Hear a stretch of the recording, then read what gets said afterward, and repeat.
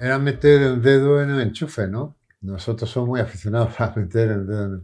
Sí, porque claro, el asunto de la conciencia va muy ligado a la exploración del cerebro y el cerebro sigue siendo un órgano muy desconocido. Se saben cosas y se saben muchas cosas, pero en fin, ahí es un continente prácticamente inexplorado, ¿no? Entonces está lleno de preguntas, ¿no? Porque ahí, en fin, te puedes preguntar sobre la identidad, te puedes preguntar sobre la inteligencia artificial, en fin, te puedes preguntar.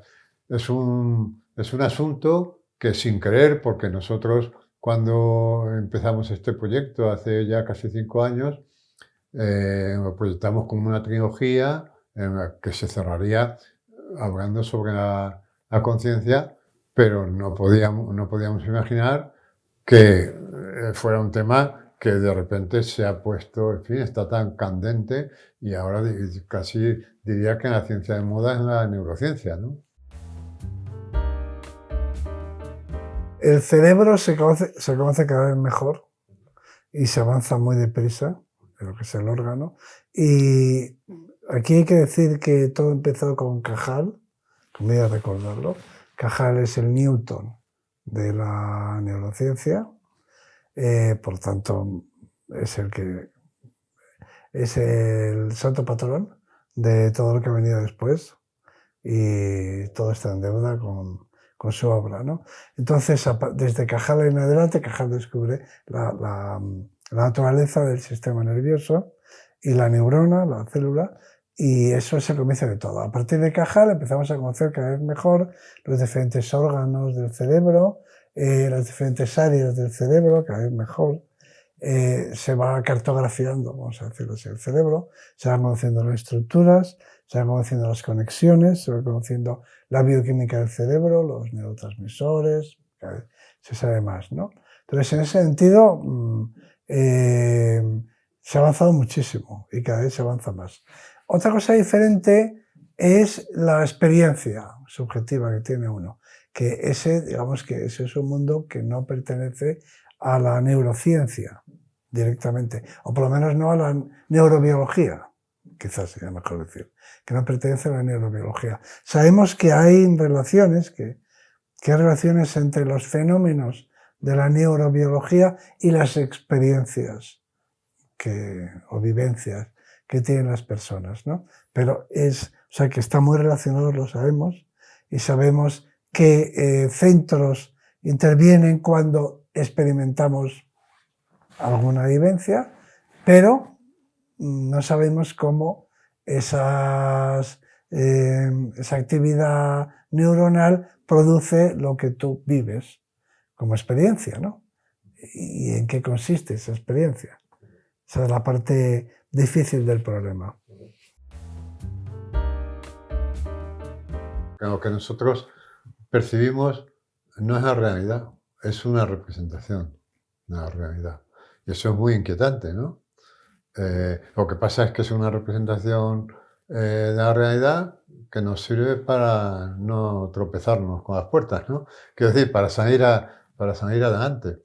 Pero es muy curioso, es muy curioso este hecho biológico, porque conecta con el hecho de que nosotros solamente conocemos una realidad a través de sus representaciones. Y por eso existe la literatura, y por eso existe el cine, por eso existe el arte en general, ¿no? Porque nosotros no podemos acceder a... Es más, los seres humanos nos hemos despegado tanto de la naturaleza que ya casi ni siquiera somos una naturaleza. Yo creo que conoce mejor la realidad, un gusano que vive toda su vida en una hoja de parra y que no ha salido de esa hoja de parra, que nosotros que estamos tan distanciados ya de la naturaleza. Y entonces todo lo que nos llega de la realidad son representaciones de la realidad. No podemos ni imaginar cómo sería el conocimiento de la realidad. Es una pregunta que tiene dos direcciones y que nos obliga a elegir entre dos alternativas igualmente inquietantes. Una una de las direcciones es la de, bueno, si las máquinas cada vez pueden realizar funciones que considerábamos exclusivamente humanas, no hace tanto que se decía que una máquina jamás podría utilizar reconocimiento visual. Es decir, que nunca podría identificar a un individuo, porque las personas cambian con la luz simplemente, ¿no? Ya estamos cambiando, solo hacemos, nuestro cerebro lo hace, porque el mismo objeto se ve distinto en función de dónde proceda la luz. Sin embargo, lo identificamos como el mismo objeto, ¿no? Se decía que ese grado de abstracción no estaba al alcance de las máquinas. No hace tanto, que nunca habría reconocimiento visual, ¿no? Y ahora estamos acostumbrados a verlo. Bien, entonces, conforme las máquinas van haciendo cosas que considerábamos exclusivamente humanas, hay dos posibilidades. Una, la subjetividad que tenemos nosotros. Yo veo por la mirilla de la puerta a un ser querido y me alegro. La máquina lo ve con una cámara y lo reconoce. Yo lo reconozco y me produce una emoción. La máquina lo reconoce y le produce una reacción. Según su programa, abrir la puerta o no abrirla, lo que sea, pero que sepamos, la máquina no experimenta ninguna emoción cuando ve una imagen o identifica a alguien conocido o querido, ¿no? Entonces, una de dos. O todo eso es superfluo y por lo tanto nos tendríamos que preguntar cómo la evolución ha producido. O dos, igual de inquietante, las máquinas también tienen subjetividad. Es decir, o si el ordenador hace lo mismo que el cerebro, pero sin subjetividad, sin emoción, o la emoción es superflua, o llegados a cierto grado de complejidad informática, se genera inevitablemente. Es decir, la pregunta a los más científicos, ¿es la subjetividad independiente del sustrato? O sea, la subjetividad solamente se puede producir en un sustrato biológico, no en uno de silicio. La química orgánica es la química del carbono, ¿no? Entonces, la química de los ordenadores es la química del silicio. Entonces decimos, la subjetividad solo es posible con la química del carbono, en un ser viviente, un ser biológico, o la subjetividad es independiente del sustrato y se puede generar en una estructura de silicio. Hombre, el arte funciona porque excita nuestras neuronas, vamos a decirlo así, ¿no?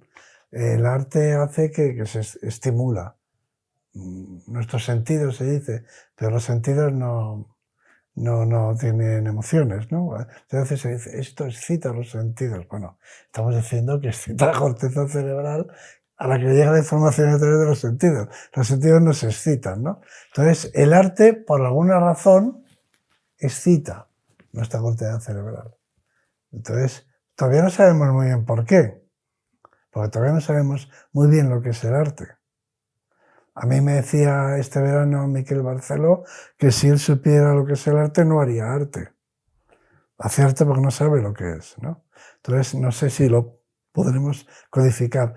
Pero sí que sabemos que por alguna razón el arte en sus diferentes manifestaciones plásticas o musicales o literarias, etc., producen excitación de nuestra corteza cerebral. Pues que nuestros intereses no pueden no coincidir con los suyos. Claro. Acuérdate de la película aquella de la que en ordenador HAL está pidiendo que no me desconecten. ¿Cómo era la película? 2001. 2001, decía, en el espacio, que es uno de los momentos más estremecedores, yo creo, de toda la historia del cine, ¿no? Una máquina pidiendo al ser humano que no la desconecte. Ahora bien, esto dice Arzuaga, con mucha razón. Dice, si las máquinas llegaran a tener autoconsciencia, no lo sabríamos, no sabríamos si es verdadera autoconsciencia o está fingiendo.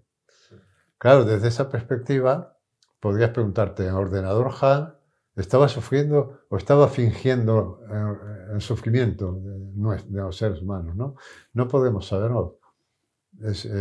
Y por eso es un asunto realmente muy inquietante, pero sobre todo lo que es más inquietante, como dice Arzuaga, es que los intereses de las máquinas y los nuestros no coincidieran.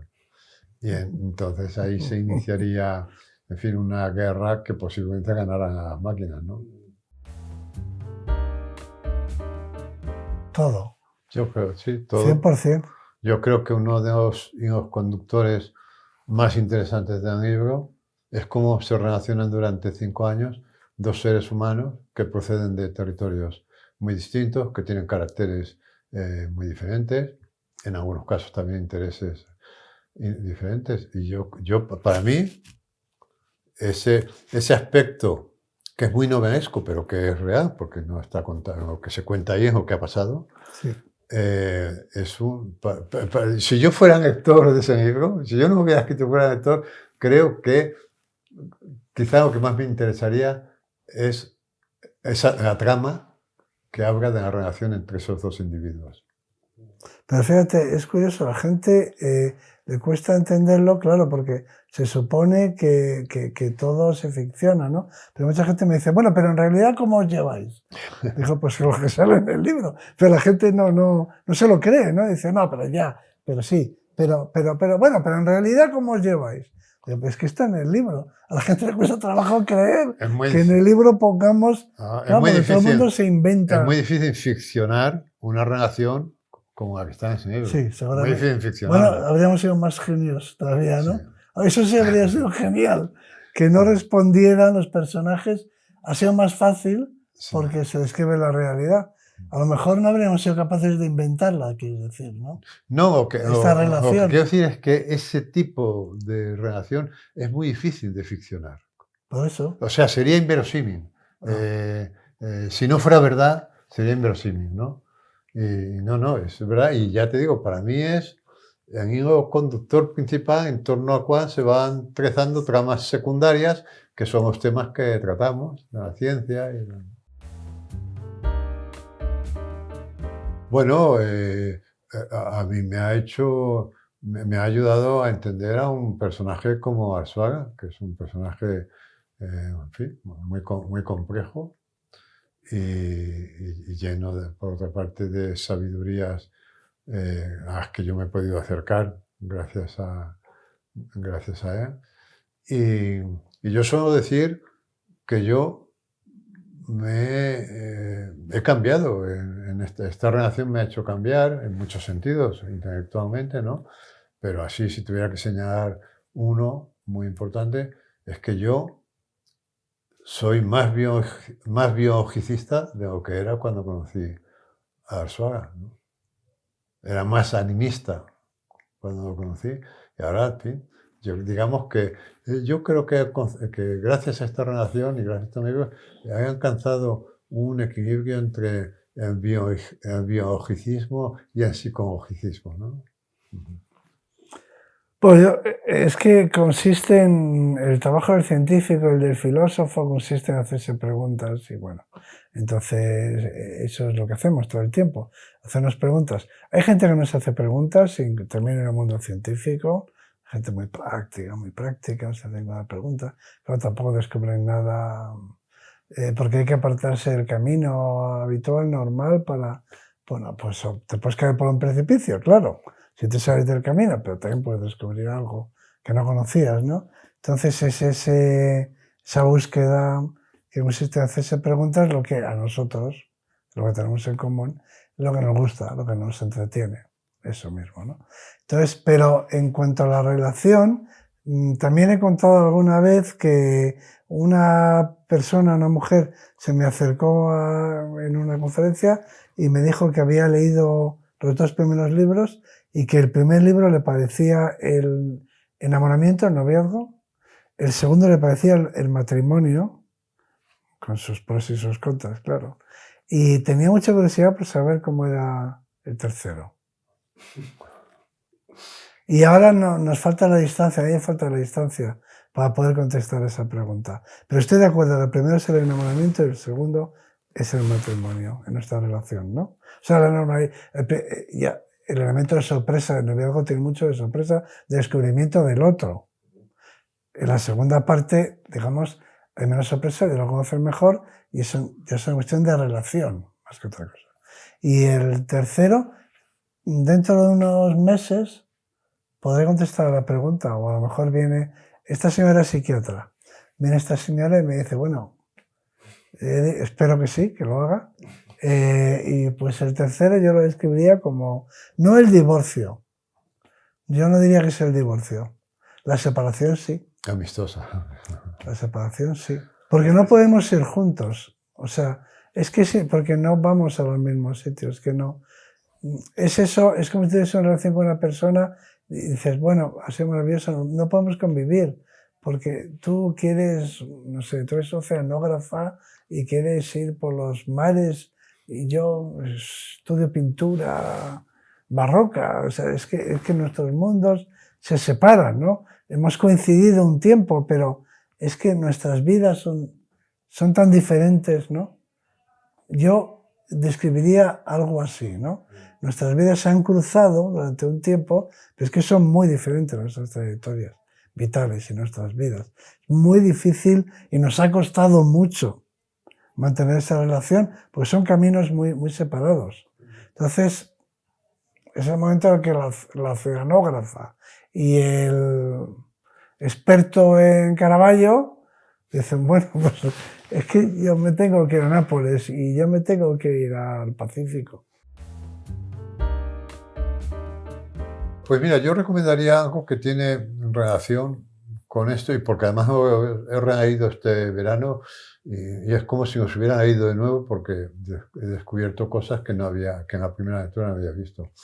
Y son dos libros de Oliver Sacks, uno de ellos, el hombre que confundió a su mujer con un sombrero, que tiene mucho que ver con la identidad precisamente porque habla de carencias y también de excesos, ¿no? Y en otro es Despertares, que también que habla del despertar de unas personas que estaban catatónicas, a las que administra una droga que las hace despertar, y eso es una metáfora de lo que ocurre al ser humano cuando adquiere la conciencia, la conciencia de la muerte, ¿no? Que es despertar. Vivíamos una especie de sueño del que hemos despertado, ¿no? Pues yo, vamos a ver, hay un libro así en los últimos años que me parece muy interesante en relación con las cosas que yo hago, que se llama El Giro, de un autor que se llama Greenblatt, que es sobre el descubrimiento de un libro, un poco exageradamente, un libro perdido de un escritor, un epicúreo romano que se llama Tito Lucrecio Caro, de la época de Julio César. Entonces, este libro escrito en la antigüedad, como todo lo que tiene que ver con Epicuro, pues fue cancelado, borrado, hecho desaparecer, pero finalmente un cazador de libros en el Renacimiento consiguió encontrar un ejemplar en un monasterio alemán, creo recordar. Y entonces este libro se llama De Rerum Natura, sobre la naturaleza de las cosas, y digamos que cambió el mundo, porque esta recuperación del epicureísmo es lo que dio, y su materialismo, es lo que está en el origen de la revolución científica que vino luego, ¿no? Por lo menos contribuyó mucho. Pero este libro, El Giro, que fue el premio Pulitzer, no es ninguna genialidad mía, descubrimiento mío, me parece que es un libro que tiene un poco de todo. Y luego, por variar, por salirse del mundo del libro, voy a recomendar un cómic. Un cómic en 2 volúmenes de Milo Manara. Milo Manara es un famoso dibujante de cómic erótico, pero también hace otras cosas que no son eróticas, porque es un hombre profundo. Y tiene dos libros, un cómic en 2 libros, dedicado a Caravaggio, que es mi pintor o mi artista preferido, y son espléndidos. Yo los compré en italiano, me parecía que Caravaggio había que leerlo en italiano, aunque no sé italiano, no lo he estudiado y tuve el privilegio de que me los firmara en la Feria del Libro. Y son dos obras, es una obra de arte. Entonces son dos mundos muy distintos, el de Milo Manara y el de Greenblatt, pero yo creo que son buenas recomendaciones.